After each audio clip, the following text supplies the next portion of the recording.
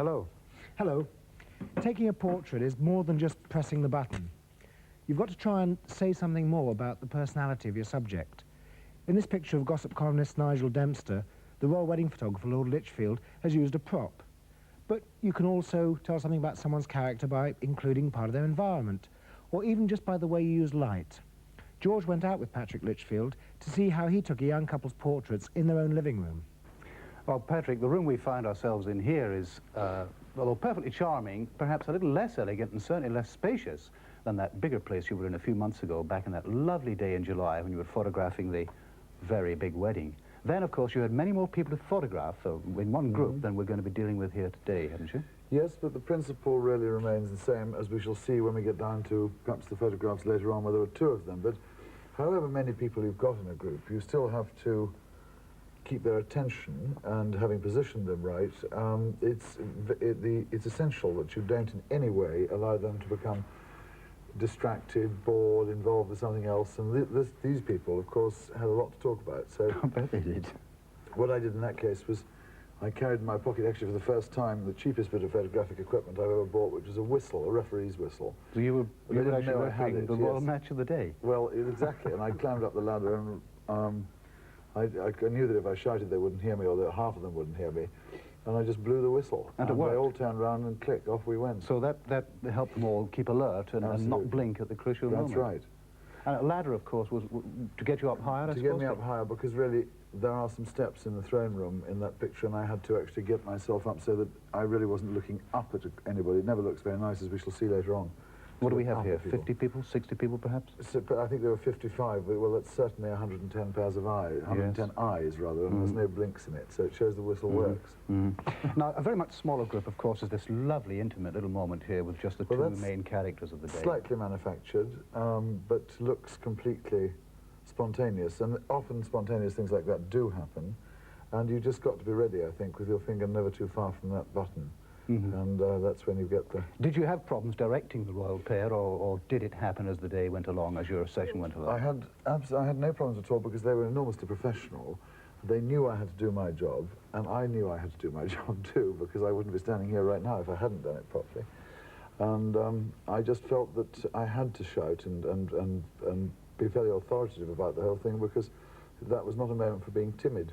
And talking about being timid, these two people here have, of course, done this before. They've been photographed many, many, many, many times. Now, are you really going to be able to recreate in this pleasant little room this kind of effect that you got in Buckingham Palace? Well, the same sort of thing, certainly. I'll have more time for a start, so I should be able to try.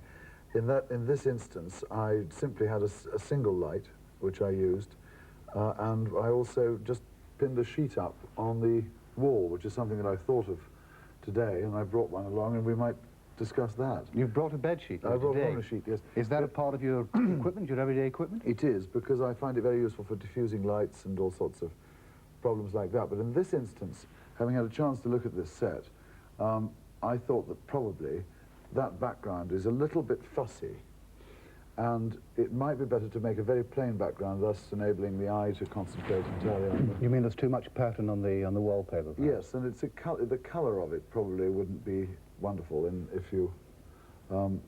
So how are you going to tackle that? Well, I think probably the first thing that Chalky and I'll do is to move the picture off the wall, and then just literally tack up a sheet like this, which you can do very simply. While you're doing that, Patrick, why have you chosen to use that instead of the sunlight coming in from the windows over in the corner there? Oh, well, I think that sunlight's a bit strong, and I don't like using actual sunlight, bright sunlight on faces. I think it's very ugly. When the...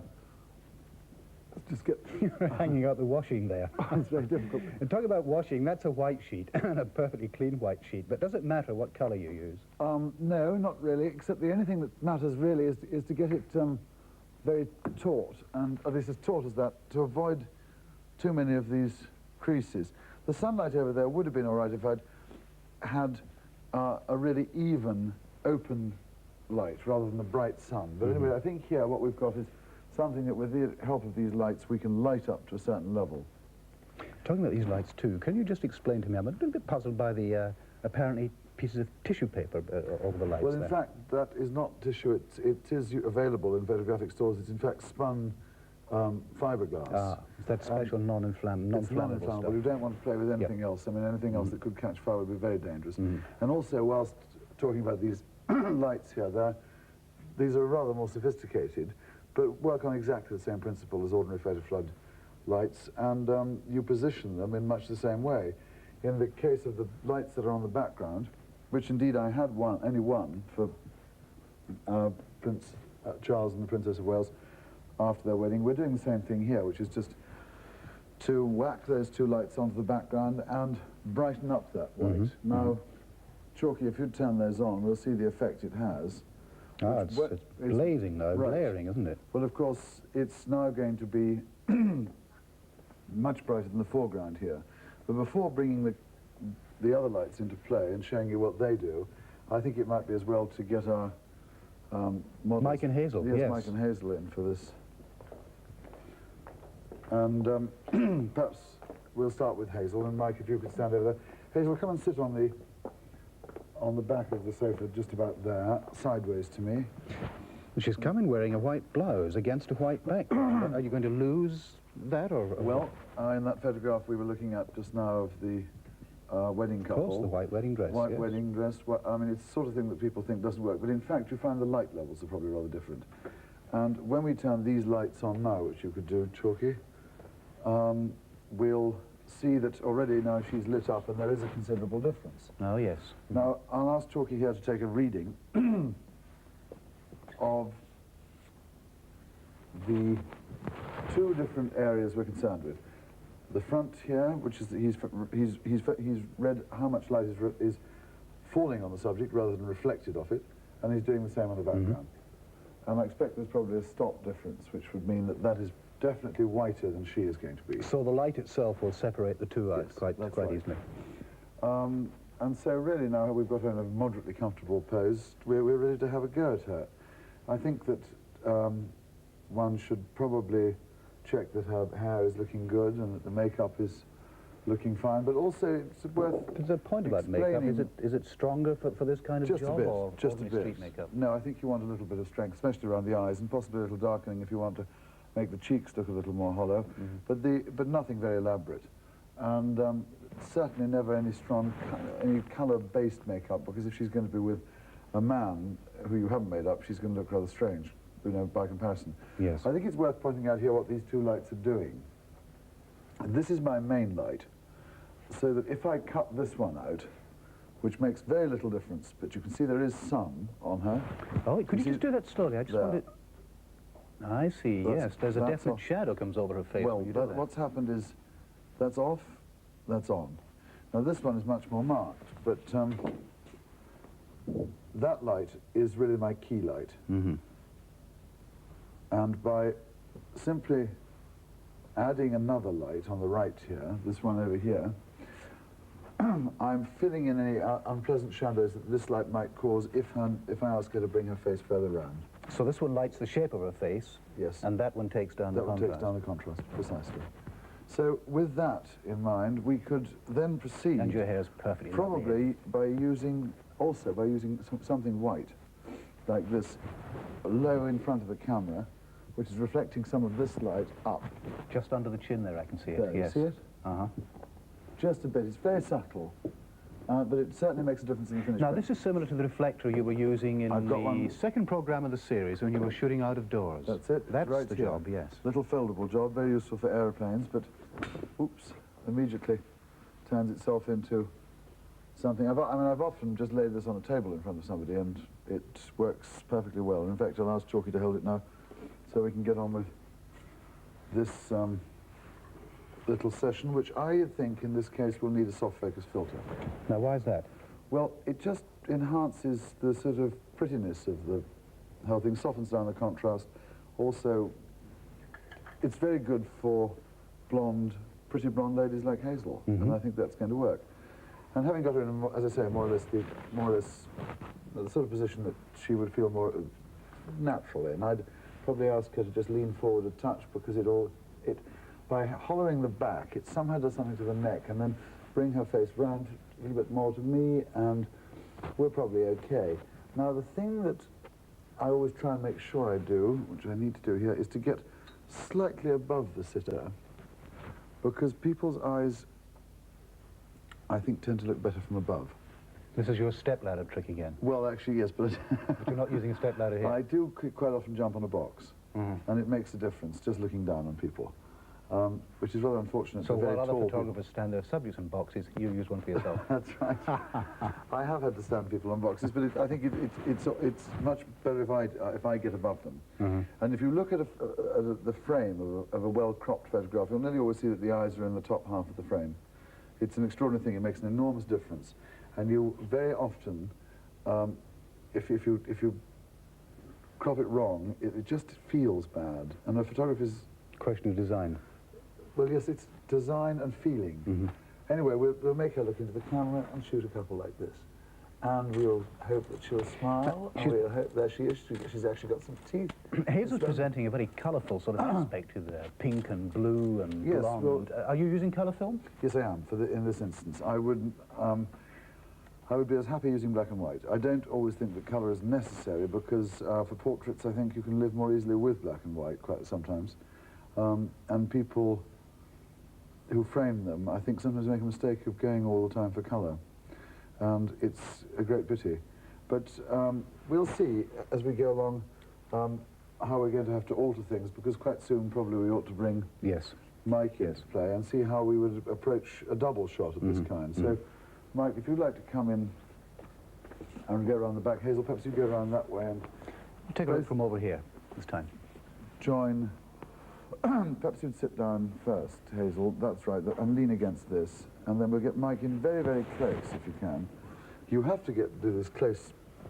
It's a bit intimate. Yes. I'm very glad Now, they're married. what I need is your heads as close as possible and your eye level slightly different. That's fine.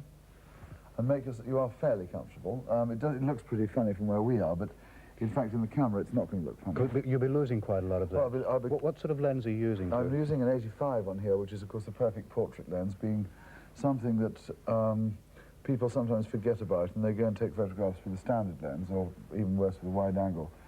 And that just makes people look ugly. So anything between an 85 and a 105, or even a 135, you could go up that far for portraits. And well, let me stand back out of your light here and watch you do and this. here we go with this one. And we take away the soft focus filter because I don't think it's very...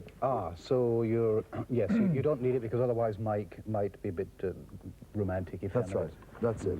So let's get your heads even closer together. And a nice little smile. That's fine. And here we are looking... This looks very good. Remember, you've noticed also that I've got my camera placed at really a portrait rather than a landscape angle. Another mistake that people sometimes make. I could, on the other hand, change this to a landscape, because two heads side by side would work. Would that give you problems with cropping, though? You've arranged it for the upright format at the moment. I've arranged it for that. I could turn it around the other way, because I can crop in a camera. On a 35mm camera, that's a great advantage, is that you can crop while you're looking at it. And I think that's really the way we do that. We'll shoot a couple more just like that. And a nice big smile, and get your heads just a touch more close. That's right. That's right. Look like you've met before. That's fine. Terrific. Which they certainly have. They have. I think we can give Hazel a rest here, don't you? Mike's wearing a darker jacket there than Hazel now. Is that causing you problems with the different coloration? Well, not really. I think that probably it might not make a nice contrast, really. Can I come round and watch from this side now? I'd like to see how this happens. Now, I'll tell you what I think we should do here is just to let him collapse. Lean down and perhaps lean on a hand. That's better. Now, you see, it's quite often useful using a hand, and it's sort of masculine. This is quite a different approach. And, of course, I'm cropping very tight on this, but I don't quite like that hand. Try the other one. That's nearly right. Try now gripping your wrist. That's right. And hide the watch a bit, can you? Because there's a tendency to shine. Now, I'll probably be cropping, actually, George, on this one in the camera, somewhere down here, and making it really quite tight like that, you know. So, very quickly, you've gone through 3 different poses there, with the one hand, then the other hand, and now you've got the hands in a kind of design. Do you sort of build up to a pose when you're shooting portraits? yes, I think it just whatever feels right all the time. And, of course, if they don't look naturally correct, or they look uncomfortable, or whatever else it is, then, of course, it's bad as well. So, it looks pretty strong from down well, here. it looks okay, I think, and so we'll shoot a couple like that. And, yes, that's better. A little more cheerful. Doesn't look quite so happy without his missus, but... Nor would I with a lady like that. And here we go. And that basically is, I think, the way one should be doing it. And probably even don't be afraid of going in and cropping the top of the head and making it strong, or even emphasizing a ring or something like that. A man can take very much stronger cropping. I'm fascinated by this cropping bit because from where I am, I can see the surroundings, the settee, the wall, the stereo, the bookcase, all the bits and pieces, and yet you're probing in there with that lens and pulling out just that tiny little bit from the middle. Well, I think that you have to be able to do that in your eye as well as with the lens, so that you can see what you're looking at. I mean, a lot of people might be tempted to put exactly this setup together, and then do exactly what we've done, but not put the white sheet up, because they think if they're getting really close like that... It's the sheet that's the trick. It's really that simple. That will turn... I think the pictures will look like they were done in a studio. And well, that's what fascinates me, that you set out half an hour ago to recreate what you did in the palace, which again wasn't really a studio. No. In a sense, you've moved the whole paraphernalia with you. You've been perfectly portable. But it doesn't really need an awful lot. I mean, people think they need expensive backgrounds that roll down, paper backgrounds, but you can't fold paper backgrounds up. These lights pack away very easily. The whole thing, when all said and done, is considerably cheaper than going to a studio photographer like me and having it done professionally.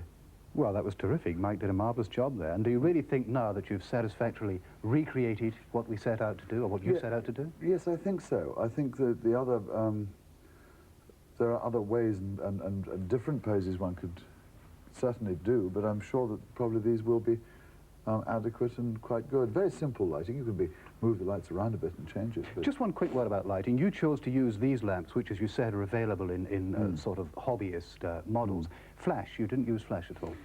I normally would myself, but I think that probably that's because we're working in the studio and they have high shutter speed sometimes if we've got moving things, but these do perfectly well. And the great advantage over flash, however good the modelling lights are on flash, you do have lights here that you can see what you're doing. You can see exactly what you're doing. Well, I'm looking forward to seeing these pictures when they come back, and I'm sure Mike and Hazel are. Thanks very much indeed, Patrick. Thank you, George. So it's really not that difficult to actually create a studio in your own living room. But it can't have been that easy either, George. Well, it certainly wasn't. I mean, you saw the preparations that Patrick Lichfield took there to actually proceed through a number of shots and eventually arrive at those which you liked best. I mean, such simple things, forgetting the background and so on for a moment, such simple things as dress. He did make the point that the short-sleeve dress which Hazel was wearing, a short-sleeve blouse, while very attractive indeed it was, did prevent us from concentrating the picture since it took the eye away. That's so much better. This is a question of actually using your viewfinder and making sure you do look right the way around. Especially with a girl as attractive as Hazel, I think the temptation is to look at her face and forget something like the shoulder. I mean, those eyes are very riveting, aren't they? He did make a great deal of point about that too. Getting the highlights in the eyes, whether it's daylight or artificial light as he was using, just brings them completely alive. Completely alive. Of course, he also used the soft focus technique, which I think is so romantic. It's so softening and beautiful.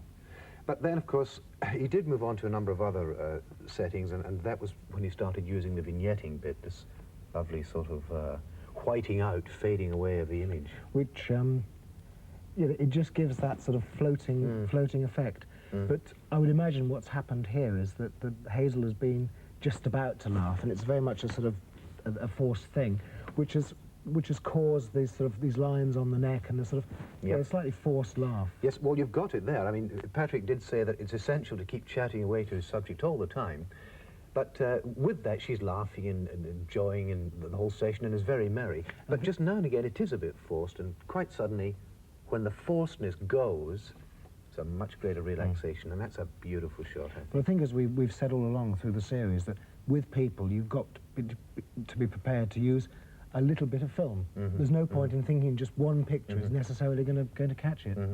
Yes, I think this is quite lovely. Quite lovely. It's worked very well indeed there. Then, of course, when Mike came on, it was a very different situation there, because obviously Mike is a fella and there's a whole different approach needed. I was intrigued to see how he attacked the sort of masculine element in the picture here. Well, this way he's got Mike sort of leaning into the picture from the side. The thing I particularly like here is where he has in fact cropped on the...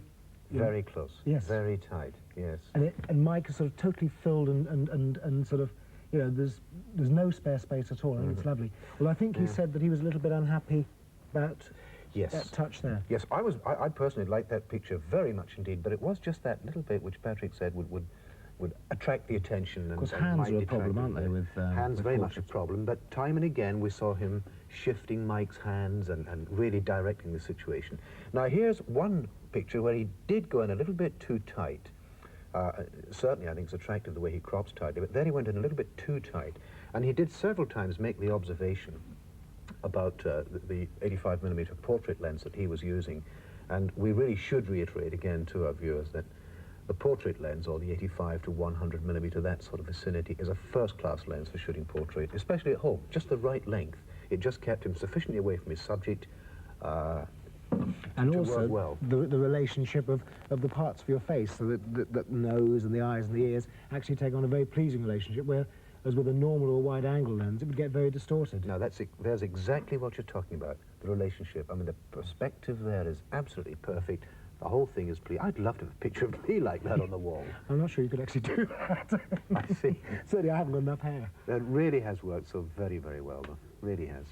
And what intrigued me was when he got them both together, I thought, well, now, how is he going to tackle the feminine element, the female element, and the male element? I mean, he used two different approaches. He's still got Mike leaning into the picture, but I think here the problem which he was making on the film is that he's starting to get this space here, which almost makes it two pictures rather than one. Yep. But he was aware of that as he slowly built his way through the different poses towards it. I mean, here he's got them in a little bit closer. In fact, you can just see here the effect of the soft focus lens, which he kept on there while shooting Mike. I think the point he made was that where two people are in the picture, it's perfectly valid to use the soft focus lens because it gives a kind of almost romantic sort of air to it. But remembering that this is a soft focus attachment, this isn't having the picture out of focus, but just softening the lines with an attachment. Very much so. That's as crisp as blazes, that one. Beautiful little shot. But here's one which now does make the point very solidly about which Patrick was talking, and that is all this ornamentation. Do you remember how the living room was full of vases and china elephants and so on and so forth? And Patrick did this one just to make the point that it's almost impossible to avoid bits and pieces sticking out all over the place. But he was very much more concerned, I think, with the wallpaper. Yes, because the stuff that might be nice to live with is not necessarily going to work with a photograph, and you must be very careful with backgrounds, this thing of either use it or lose it. And the sheet did just that. It lost so it wasn't just a piece of pure theatricality, he really was working at it there. And finally, of course, having gone through all this various building process and working towards the final picture, this is what he arrived at, and I do think it's a gem. Yes. The couple looks so very, very relaxed there, don't you think? Yes, very happy, very alive. Again, those highlights in the eyes. I think it's an absolutely super picture. And here's one photographer who didn't need any boxes to stand his subject on, don't you think? Well, in the next programme, we're going to be taking a look at nature photography. Jo went out filming with Heather Angel, and amongst other pictures she took is this one of marsh marigolds showing the environment in which they grow. It's fascinating to watch Heather Angel at work, and I hope you'll join us next week. Till then, goodbye. Goodbye.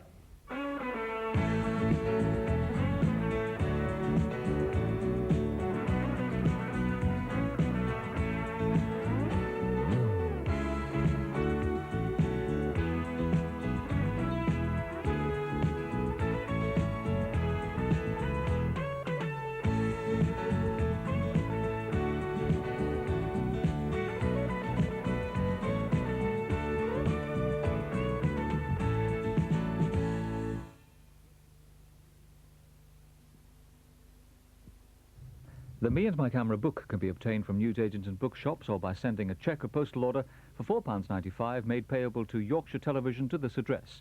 Me and My Camera, Yorkshire Television, P.O. Box 900, Leeds LS1 1TP.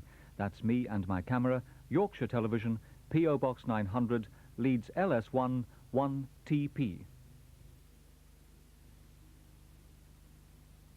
Soft skin, the start of feeling beautiful. Treat it gently with Lux. Lux cares for your skin with a simple purity. Even the richness of the lather comes from natural oils. So Lux leaves your skin with a softness and smoothness that's irresistible. Lux. Feeling like this, how can you help feeling beautiful? Having one of these?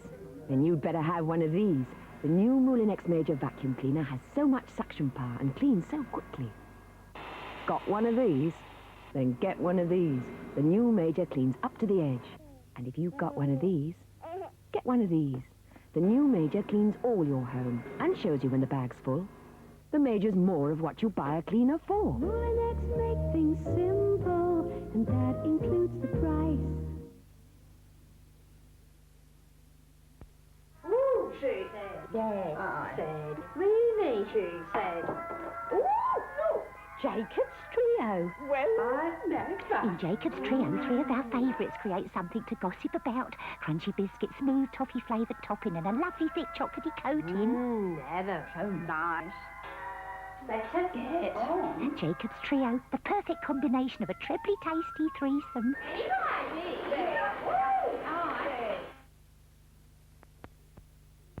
Mrs. McGrath, do you ever get a headache? Yes, I do. And do you take a pain reliever? Yes? Is it perhaps this, the #3 bestseller? No? Or this, #2? No. Or this, the #1 bestseller? Oh, Anadin. Yes, that's the one I take. Can you tell me why? Anadin works for me. I like it. It's an old friend. Try Anadin for headache, tense, nervous headache. Anadin is #1 bestseller. Yes, love? The menu, please. There's pie and chips, chop and chips, steak and chips, sausage and chips, chicken and chips, plaice and chips, peas and No chips. matter how much you love Beans chips, and chips. there are times when you need a change. So Ross have brought out oven crunches. Real pieces of potato, baked in the oven. They're as tasty as chips, only different. Well, Oven crunches. with chips. Oven crunches from Ross, the name that stands out in the freezer. The wife and I have just acquired some new flooring. It's called Arena Deluxe. It's new from Nairn. Lovely, isn't it? Wider too, so you get fewer joints. It's also very tough, easy to lay, and very flexible, particularly round corners. Nairn have lots of other beautiful new designs too. Beautiful Nairn. It takes a lot of beating.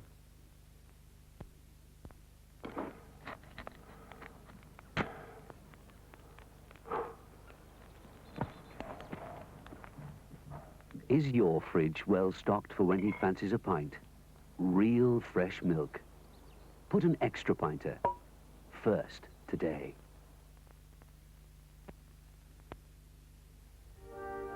On ITV tonight at 9, Jane Seymour is the evil seductress, East of Eden. Oh, poor Mr. Grew. I'll never tell. If you don't. A man has died. Probably because of you. Do you feel? And on a Connecticut farm, two brothers are reunited by an inheritance. Father made a will. He left everything equal to me and you. Well, we could always live on the farm. It was over $100,000. That is a lot of money. I've done things that would turn your blood to spit. Jane Seymour stars as the woman who will change men's lives. East of Eden, new for autumn, begins tonight at 9 on ITV. Don't forget our film this Monday afternoon at 2:30, Inferno in Paradise. But now it's time for the news, locally in 20 minutes' time. But first, the world situation from ITN at 1.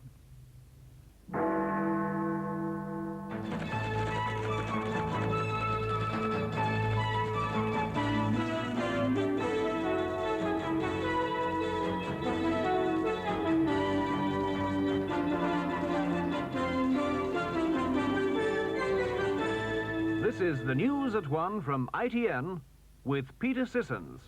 Hello, good afternoon. Mrs. Thatcher's cabinet reshuffle is on, and it looks as if a number of ministries will change hands later today.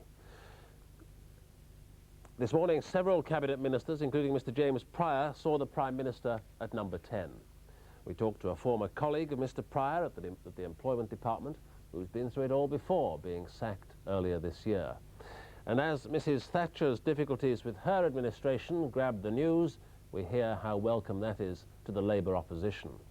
The other main news, the 17-year-old youth who fired shots near the Queen at the Trooping the Colour is sent to jail for 5 years. But first, Mrs. Thatcher's long-awaited cabinet reshuffle is on, but it looks as if we'll have to wait a little longer for the full details. There's been a regular series of comings and goings at number 10 Downing Street this morning. One of the first arrivals was the Employment Secretary, Mr. Jim Pryor, who said vehemently that he wants to keep his job. When he left the Prime Minister, he was cryptic about his future. "I'm still Employment Secretary," he said, "but I'll still not be getting much work done today." He's expected to see Mrs. Thatcher again later this afternoon. Another early arrival was the Northern Ireland Secretary, Mr. Humphrey Atkins, who's been tipped to switch posts in the reshuffle. Next was the Transport Minister, Mr. Norman Fowler. Another key figure in the Tory hierarchy to see the Prime Minister was Lord Soames, Lord President of the Council and Leader of the House of Lords. Well, as the speculation continues, our political editor has been monitoring events in Downing Street. This is Mrs. Thatcher's second reshuffle since she became Prime Minister, and this time it's expected to be a bigger reconstruction of her government. She spent the weekend at Chequers planning it in detail, consulting only her closest advisers. The Deputy Prime Minister, Mr. Whitelaw, was called in, and so was the Chief Whip, Mr. Jopling. The whole of today is devoted to the long process of seeing all those ministers involved in promotion or demotion, and the results may not be known until later today. The long build-up to this reshuffle has intensified the expectations and anxieties among ministers. Mr. Pryor's public statement that he did not want to be moved from the Employment Department was an indication that the so-called wets in the Cabinet feared they were about to be weakened. Mr. Pryor, along with another leading wet, Sir Ian Gilmore, got the summons this morning. They now look to be at the centre of this reshuffle. And judging from others who've crossed the doorstep at number 10, Mr. Humphrey Atkins looks set to be recalled from Northern Ireland. Lord Soames looks like losing the Lord Presidency of the Council. And Mr. Mark Carlyle, Education Secretary, may be replaced by his deputy, the Baroness Young. Among others who look set for promotion are Mr. Norman Fowler, Transport Minister, the Industry Minister, Mr. Norman Tebbit, and Mr. Nigel Lawson, currently number 3 at the Treasury. Well, when the Cabinet holds its next meeting tomorrow morning here at number 10 Downing Street, the faces round the table may look very different indeed. Glenn Mathias, News at 1, Downing Street. With me now is Jim Lester MP, a former colleague of Mr. Pryor at the Employment Department, where he was Parliamentary Under-Secretary. Mr. Lester was one of 3 non-cabinet ministers axed in Mrs. Thatcher's first reshuffle last January. That's when Mr. Francis Pym was moved out of the Defence Department and Mr. Norman St. John Stevens lost his job as Leader of the House. Mr. Lester, first of all, do you think it's politically possible for Mrs. Thatcher to see Mr. Pryor go to the back benches?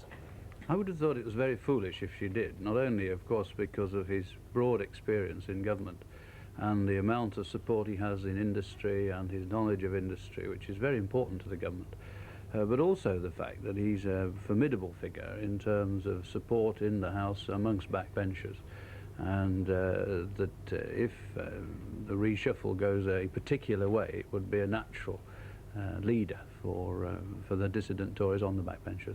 What do you expect to happen?